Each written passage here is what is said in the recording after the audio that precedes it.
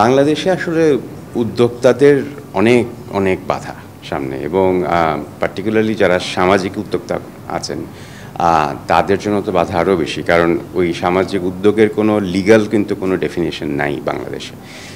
So সেটা আপনার either এনজিওগুলোতে রেজিস্ট্রেশন করতে হয় এনজিও হিসেবে, কিন্তু প্রাইভেট কোম্পানিরা এভাবে করতে পারে না। তো সেটাও আমরা সরকারকে বলছি যে এটা কিন্তু একটা দরকার, কারণ আগামী দিনগুলোতে আপনারা জানেন যে বৈশ্বিক অর্থায়নে একটা বড় রকমের পরিবর্তন আসছে। সো এনজিও ট্রেডিশনালভাবে যেভাবে চলেছে সেভাবে কিন্তু আর চলতে পারবে না। সো সেই জন্য আমার প্রাইভেট উদ্যোগকে, যেটা একদিকে সেলফ সাস্টেনিং হবে, নিজেদের অর্থায়ন নিজেরাই করতে পারবে, এই ধরনের উদ্যোগকে আমাদের আরও বেশি সামনে নিয়ে আসতে হবে। তো এটা অনেক বাধা আছে, এই বাধাগুলো অতিক্রম করেও তারা তাদের নিজস্ব প্যাশনের জন্য সামনে এগিয়ে যান।